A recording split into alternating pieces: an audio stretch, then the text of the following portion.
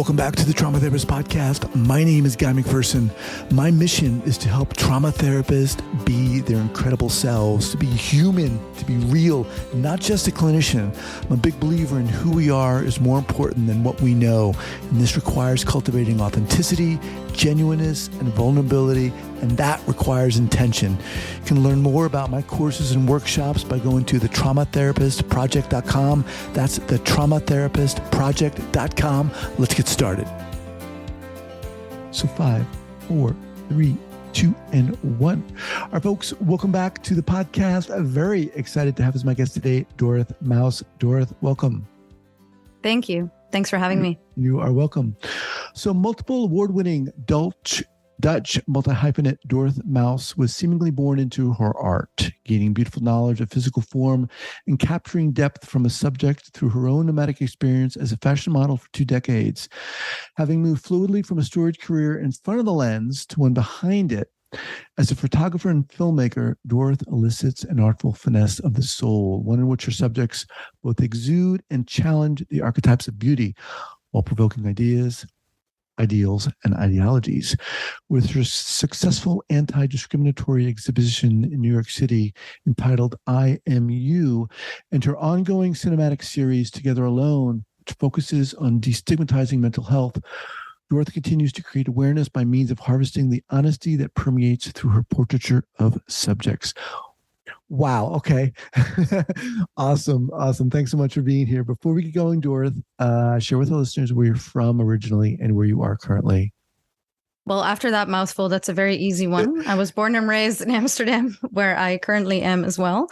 In between that you just landed on, I was in a whole lot of countries around the globe for modeling. So I was basically not living here from like 18 to 33 or so. Wow. And then came back, and then it was COVID. So actually, I have no idea what it feels like to live here as an adult. So let's get into this. How did you get into destigmatizing mental health? It's something I discuss a lot, and also something that I am actually still investigating why and how it exactly happened.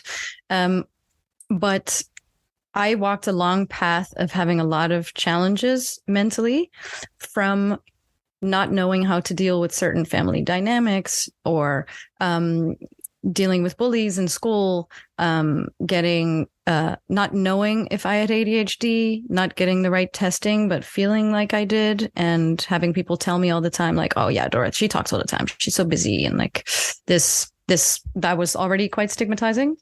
And that was all like early on, like childhood stuff. But then in high school, I felt like I was always on a certain level of depth. I always really enjoyed layers and humanity, what moves us, what scares us, what brings us joy, and all that type of stuff. And I didn't really know where to put that. And then as a model, I came into a world where there's like a gigantic spectrum of age, nationality, background, dynamics, like I just said, or, whatever type of person someone is. And this became such a large spectrum that I started kind of like filling in the blanks of who I was, and I couldn't really find that. And I noticed that was because I didn't really talk about the things that move me, bring me joy, bring me fear. And I was dealing with a lot of things by trying to cope with a lot of things by myself, which would, get me a bit insomnious and having a lot of nightmares and stuff. And I was living in New York City at the time. And I was like, well, if this is how I'm feeling and it's not so good, then maybe I should start talking about it. And this is while you were modeling? No, not at all. No. Okay. I got scouted. And that's just something I rolled into. It's not something that I ever really identified with the industry itself, but the realm that it gave me, like the world that it kind of opened for me, allowed me to develop myself in all sorts of ways. And when I started talking about that very humanity that fascinated me, I also started talking about my own anxieties and my depression. And I noticed that I'd say 9 out of 10. I'd say 99 out of 100 people were reflecting and echoing back a lot of the feelings that I was having. And it made me feel so much less alone. But I was like, well, this is what I've been missing. The reflection of just honest. How were you talking about this? What were you? I started looking for people that I felt comfortable with. And this could be kind of like someone on set that I was in makeup with, or someone on a train. It could be a perfect stranger, actually more so strangers than people in my surroundings.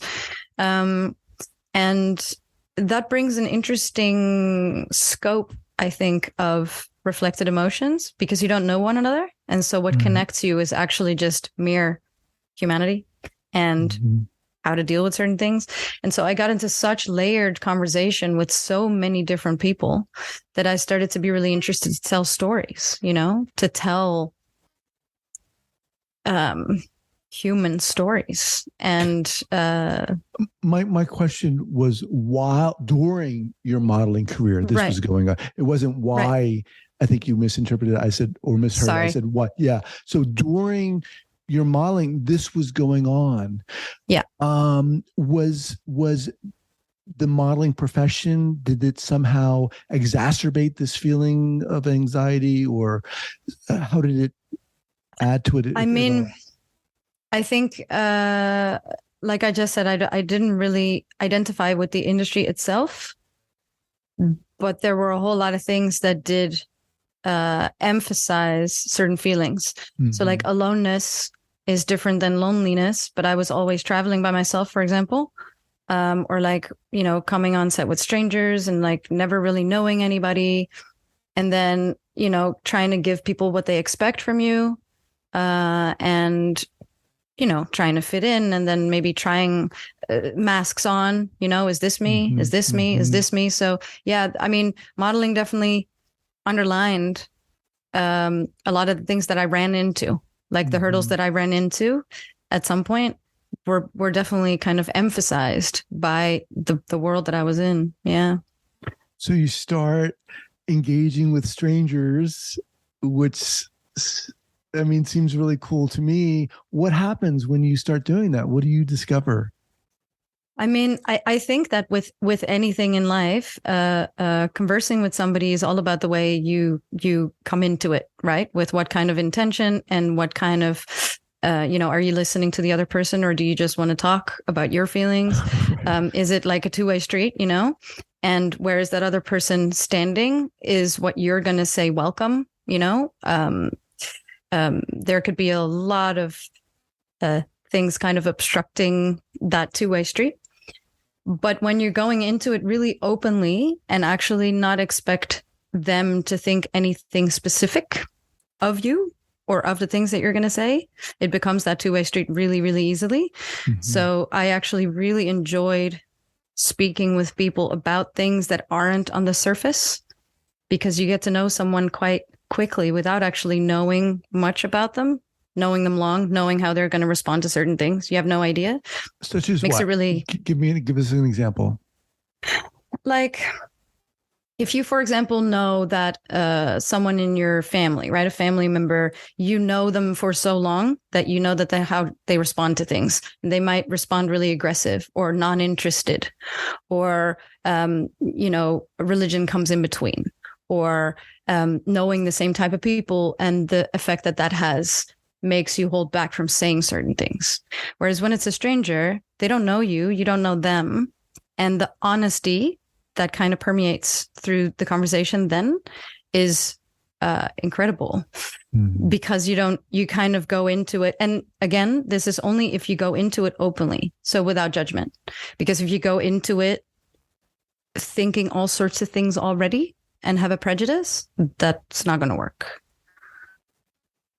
So, okay, you start doing this. What do you start experiencing for yourself? Alleviation of feelings that felt dark.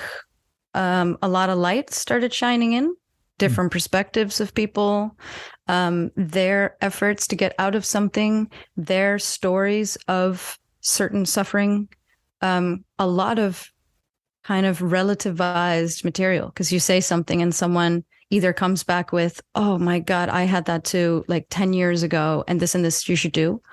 Or they actually look at you and go, holy shit, I think you just made me realize that I have that too. Right. Mm-hmm. So like and all sorts of other reactions. So I don't know. I think through conversing and through being interested and curious, curiosity is very important to me. You start finding things out about yourself. You know, it kind of starts being like a circle, because you start thinking and reflecting back on what somebody says. And if a conversation rolls well and it flows well, it can kind of tick, tick, tick, tick, tick, tick, tick, all these things that you never thought about. You know, someone can give you a quote or say, hey, I read this book or something. And like all of a sudden you're like, oh, you know, you have these eureka moments. Or you look at them and you go, well, I don't think they're dealing with it so well. I'm actually doing okay. You know, it's all about like the relative. It's all relative. Everything is relative. So were you, during this time, were you doing your own photography? I was photographing a lot of things that I, during my travels. Yeah. Okay. I was always taking a 35 millimeter camera on me. Yeah, I mean, if you travel the world and you run into certain situations that are worth photos, yeah, I was definitely taking those. So it was very documentary style things, you know, people in the street and. Yeah. Awesome. So how did it unfold such that you're like, okay, I want to start maybe packaging or managing this destigmatization. I want to do something. I want to help. What did that look like for you? First and foremost, the amount of people that were reflecting aloneness. I was like, oh no, we gotta definitely make people more connected and share their story. And, you know, what I was just saying about the connection and it rolling back, I really wanted to give that to other people. I wanted for other people to maybe be able to relate to someone's story, whether that be mine or a story that I'm telling for somebody else. And then, you know, reflect on that and then release whatever negative feeling they had before. So my interest in telling those stories was basically purely to connect people and help people that are looking for an out of the feelings that they're experiencing. Because it can be hard being human, you know? I find being human really hard. It's really challenging. And at the same time, it's the biggest privilege to be able to be human and not like a cat in the forest who has to be afraid that there's like, you know, something. I mean, a big cat is already a predator, but you know, if you're in nature, you will notice that life is like this, you know, and as a human, we actually have the privilege to experience all these things and actually live and reflect and relate. So I thought that was really, really important. Yeah. I mean, I totally agree. It is really hard to be a human. And I think it even takes a certain amount of courage just to say that, you know, because as soon as you say that, I mean, you can hear people say, well, yes, of course it's hard, but, and then of course you go online and you look at everyone sipping margaritas on the beach and everything seems so easy. But from my experience too, I mean, I think I relate to what you're saying in that human connection is so profound. And there's something so assuring about it when you're talking to someone like you're explaining or describing. There's a certain amount of, I think, courage in opening up to someone, and that magic that happens when you realize you don't know each other. There isn't all this story and baggage, in a sense, behind both of you in that moment, and you can be open and honest. And that authenticity is to me, I love that, you know. When you were going through this, to what degree were you struggling? I mean, was your anxiety still ever present? How did it get in your way? Did it get in your way? It definitely got in my way. I was struggling a lot. I think there were certain phases or several phases the phase where I didn't realize how much I was struggling, the phase I realized how much I was struggling and needed an out, and the phase where I realized how bad it was kind of in hindsight and what it can do to kind of blind yourself, almost like, what are called? Blinders, literally, I think. Yeah. To, blind yourself by certain things that are very accepted in society. I think I just quickly said masking. I think, it's a big masquerade. And if you aren't brave enough or there enough or ready enough to admit that you're human and that you are struggling with certain aspects of that, it's quite easy to lose yourself in one of those masks. And especially I think in the big city, and especially if you're in a work field where a lot is expected, or where a lot of people know you or think to know you and put you on a pedestal. People in the public eye have this, like it becomes hard to admit. So I was definitely struggling. But like I said, in phases, I didn't really realize how much so. And once that quarter kind of like trickled down and dropped, I was like, okay, wait, I have nothing else to lose but my mind, because I thought I was going crazy. And my biggest fear in life, actually not anymore, but was for a long time, that I would be locked up. I thought, but if I really start talking about my feelings for real, like if I really tell people how I feel, they'll think I'm crazy. And so, then obviously you don't want to talk about it. So for a long time, I knew that I was struggling, but didn't know what to do about it until I hit that point where I was like, well, this is kind of mental rock bottom. I wasn't rock bottom in life. I had very nice people around me. I love my family. My parents are still together. I have two very supportive parents in what I do and who I am. And so that was actually not hard, but mentally I was just like hitting this point of, okay, well, there's either stopping everything or talk about it. And I chose the latter. At any time, did you kind of quote unquote seek help? Did you see a therapist, or how did that work out for you? Yeah, my first therapist I started seeing at 19 years old, I think. But because I was traveling so much, there was no, and this was pre-internet. I mean, it wasn't pre-internet, but it was online, right. Anything, smartphones and all that wasn't there. So to be there in physical form, I'd had to be here. And, I was living in New York at some point where therapy is extremely expensive. So it became a financial boundary, or barrier, to do that. But I must say, I've tried a whole lot of different things, self-help things. I've tried, someone would recommend me a certain type of herb, and I would start drinking a tea from that. My mother is very into, Eastern medicine and like alternative medicine. She would always give me tips of things to try.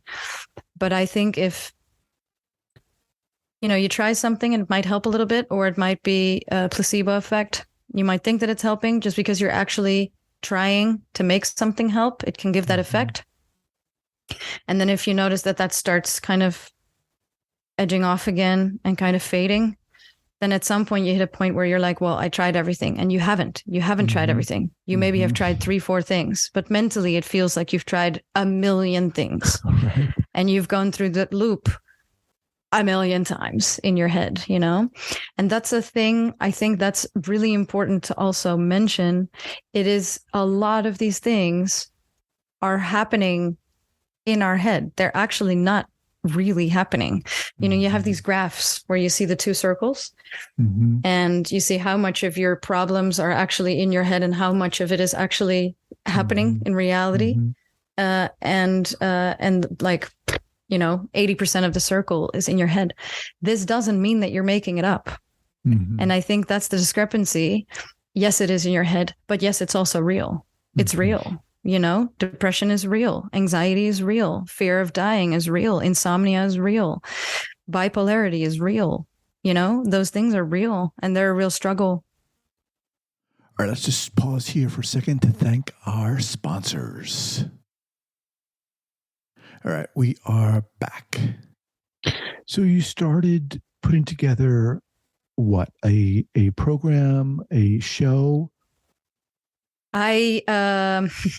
It's such a funny story. Every time I tell it, I kind of giggle at myself. I wasn't a filmmaker, and I had made a film, but it was very autobiographical. It was a black and white short film, and I had made it in one night. I had no idea what I would be doing, but I had this idea of making a documentary about people that are going through mental health challenges.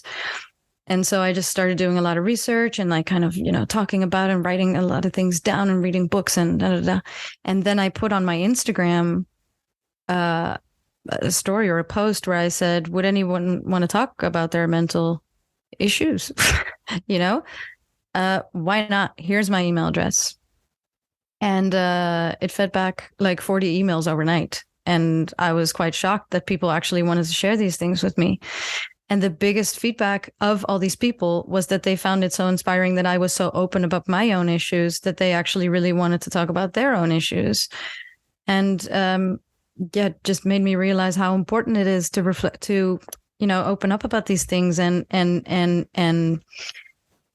bring them out into the world. Mm-hmm. Because they're real. And one of the stories really stood out to me. It was a ballerina. And she was in that email very, very like impeccably well describing her first panic attack.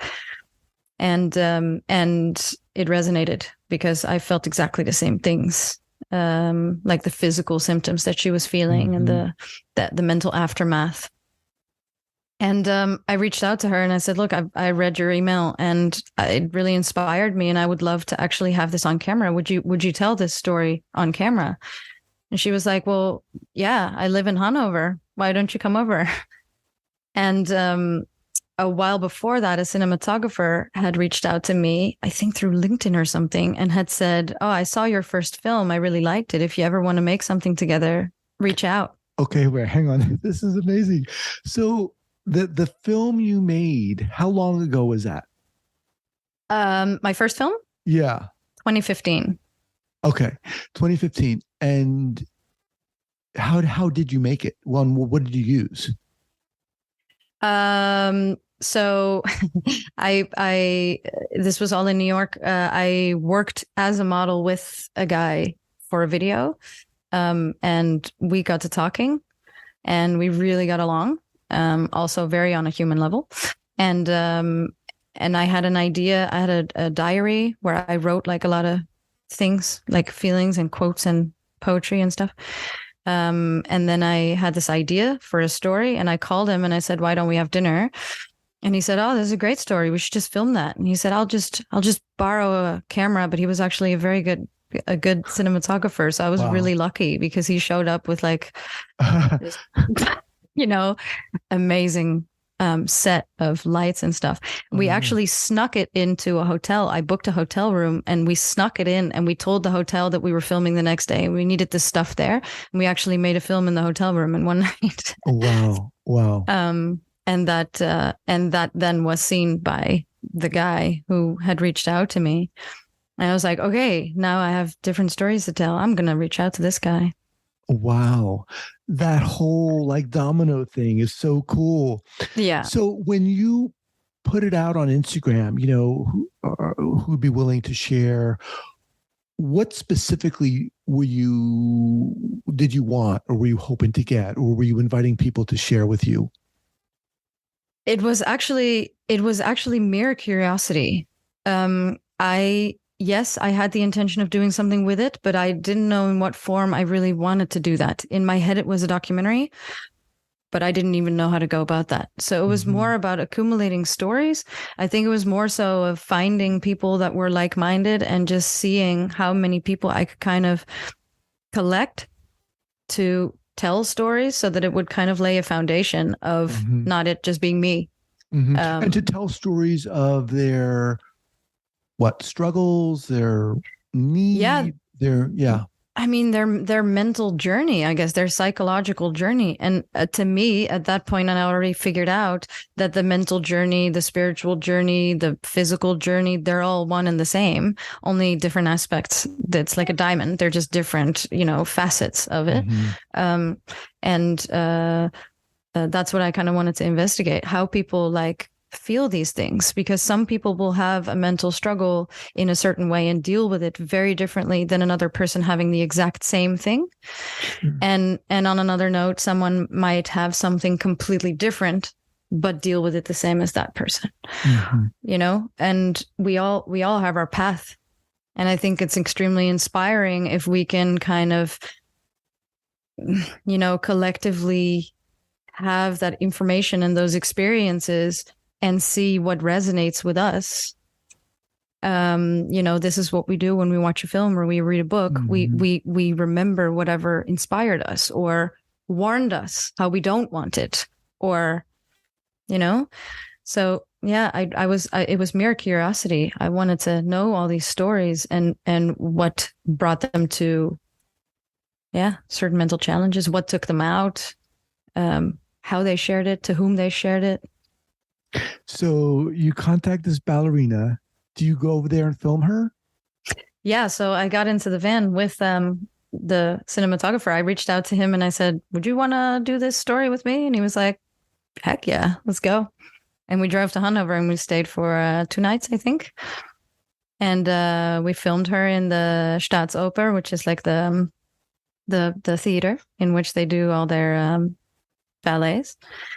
And we had no idea if we were able to actually film in there because we didn't have a permit yet. But then we got there and we filmed some things, kind of just some little movement things where she practices. And then we showed it to the director of the theater and he was like, yeah, come film.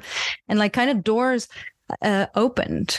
I think from that very first message on my Instagram, or actually from the very first time that I started talking about it, because it's a domino, like you just said, doors just kind of kept opening, because you can't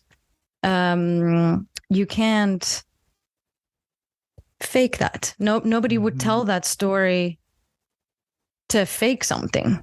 They'll only share that story because it's important to them, and that authenticity you can tell, right?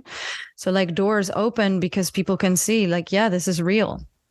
This is important, What did you want to get from this ballerina? And in turn, what did she want to share with you? She shared everything, to my great delight, because we filmed her dancing. We filmed her in the audience, because her first panic attack actually happened watching a ballet. And so she is a ballerina, but she kind of had this depersonalization while she was in the audience, and it was her first panic attack. And as she described that, we thought we'd put that on film. So we actually filmed her sitting in an audience and kind of depicting her first panic attack. And then we did a interview at her house. I don't ever expect anybody to tell me anything. I don't point to a certain line because it's not my path. So whatever they want to share, they want to share. But I do notice that with that freedom comes actually their will to share it. I think when you give someone a platform and everything is equal, because we were all equal in that room. We were all, like I just said, we were all just human. We all have our own issues. And we were all willing to share it and to, investigate one another's psyche. So I was very lucky with her as my first subject, because she was extremely open and didn't give me any stop signs of like, okay, this I don't want to talk about. She was very, very, very honest and vulnerable. And she showed us emotion. And it's actually amazing, because we left her in a room. It's the only film with which I did that, but we left her in a room with a camera, and I was sitting in another room with a screen and kind of just like shouting questions into the other room so that she would kind of be isolated. And I think that really worked for her, because it put a safety bubble around her, but it also put like a self-consciousness there. Like, okay, I'm sitting here in this room alone and there's a gigantic camera on my face. And Miss Director, who was not even a filmmaker, shouting questions at me from another room. But yeah, she did amazingly. Part of the Together Alone? Yeah, it became the very first episode, which I didn't know back then. Okay. So how do things unfold after this ballerina? Well, I got home with footage, still not being a filmmaker and not knowing how to reach out to anybody to do anything with that.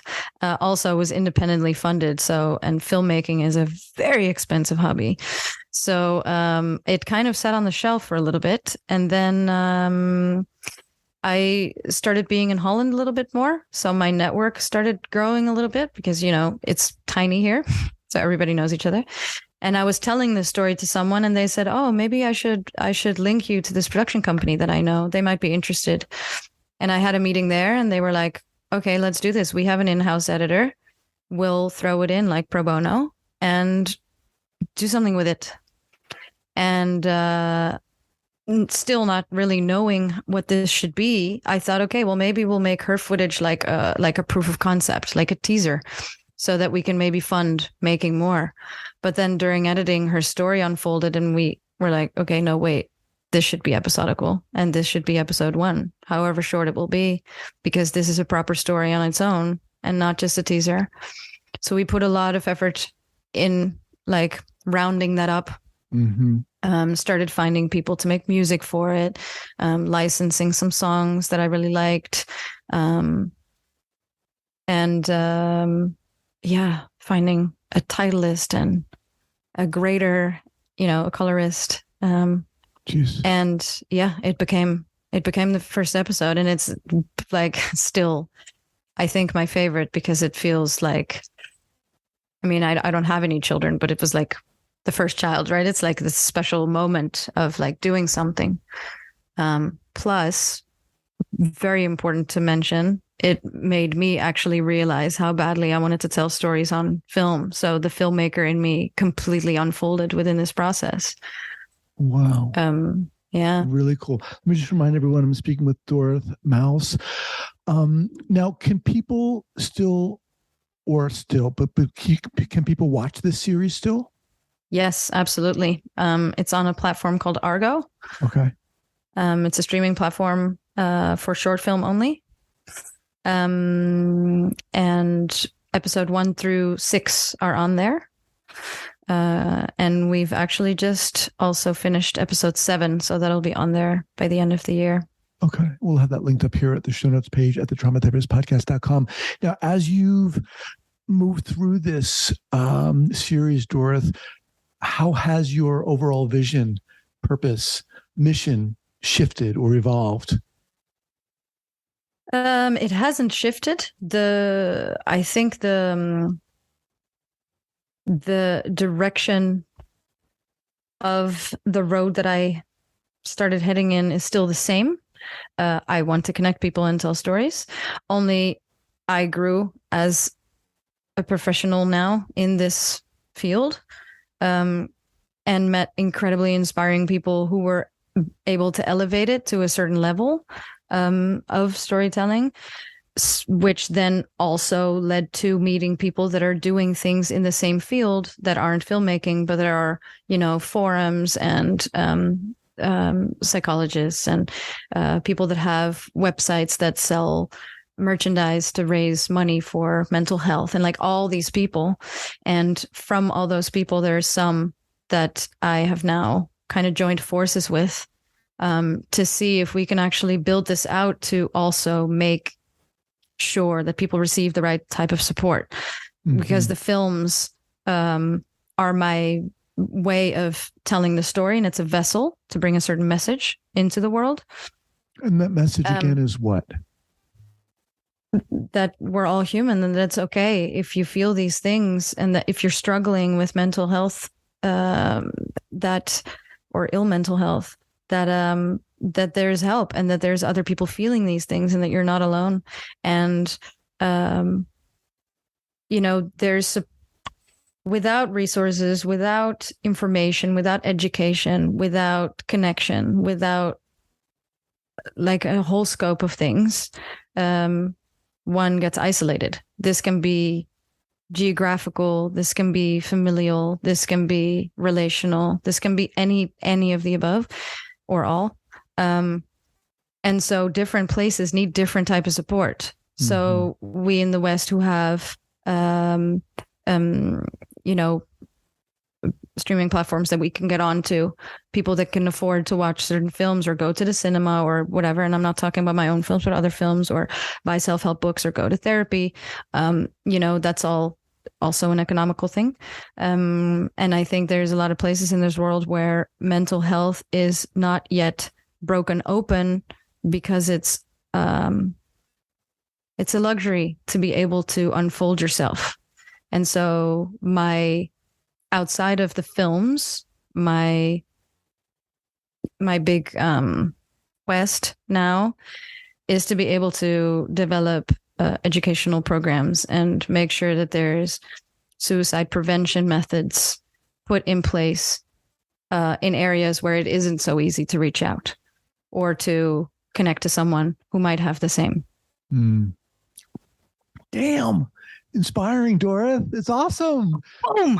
Yeah. I mean, I'm just thinking to myself, it's, I can really identify with what you're saying, this passion to connect, not just to connect with people, but to support them in that connection. And to announce that it's okay if you're going through this, because most of us are, whether we want, and a lot of us don't have the guts to do what you're doing, to, raise your hand and say, you know what, I'm struggling. And even to go further and to sit next to someone in a train and to open up that conversation. That is so cool. So, well, wow. It saved me. It was the only way for me. So that's, I think that's also a thing. I think when we struggle, whatever type of struggling that is, that doesn't have to be only mental, but if someone is in a war zone, for example, that is the situation at hand. They can't change it. It's out of their control.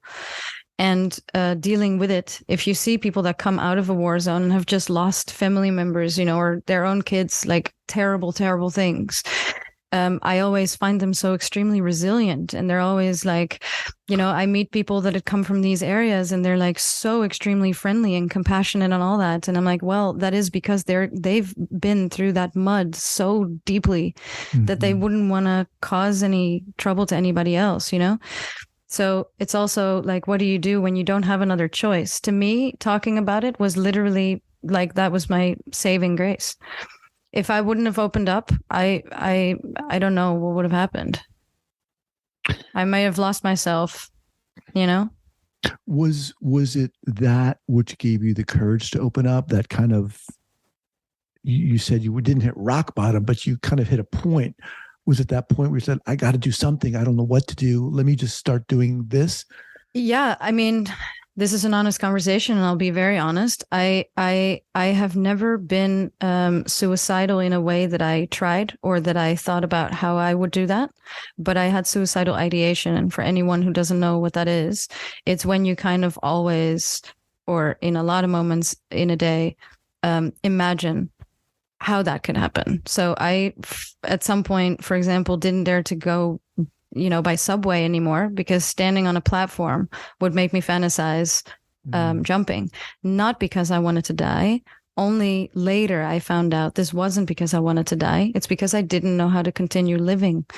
I didn't know how to get out of the feelings that I was having. And this is so intrusive when you're having thoughts that just fly on the go, the whole time. You drive yourself insane.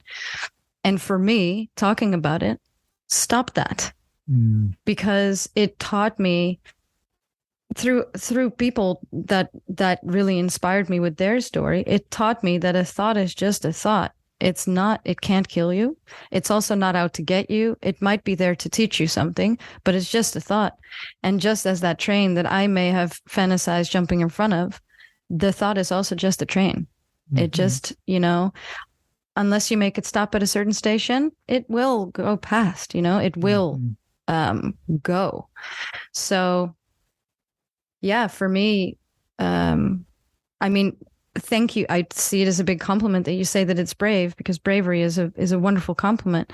But I don't even know if it came out of bravery or that it came out of mere hopelessness or like desperation. Yeah, that's actually the word I was looking for. Wow. Well, Dorith, I'd love to have you back to follow, not just to follow what you're doing, but to have you share your inspiration with our listeners here. What are you working on currently? So episode 7 of Together Alone will be coming out, and we've partnered with some amazing people in that episode, and we're trying to roll out what I just said, roll out some programs, one of which the subject of episode 7 is Gabriella Wright. She's an amazing woman, and she's partnered with Deepak Chopra with his foundation. They have a nonprofit called Never Alone, and they have an AI chatbot called Peewee, and she's being translated in different languages right now so that people can actually speak to someone. And it's yes, it's AI, but I think the anonymity and the way to, if you just want to put something out there in the world, it's a great way. And they had they supported over 300,000 people already. They had 23 million messages exchanged in the first year, and so these numbers don't lie. And so I'm joining forces with them to see, what we can do for each other. I mean, she was my subject in my film, and I want to return the favor and be able to, grow the platforms that we have. And it's always better together. Yeah, awesome. What's the best way for people to get in contact with you, Dorith? Many ways. Instagram, I'm on my DM, so I actually also personally respond, which is at Dorith Mous, just my full name. Okay. If anyone wants to send me an email, they can. dorith@dorithmous.com. Awesome. Well, like I said, love to have you back. You are doing it. I'm like, damn. Awesome. We are doing it. Yeah. We are doing it. Because without you, I'm just sitting here with a lamp on my face in my living room. Look, really awesome to meet you. So inspired by what you're doing, and I appreciate it. Thank you so much for being here. Thank you. Really, from the bottom of my heart. Thank you. I'll talk to you soon. All right. Bye-bye.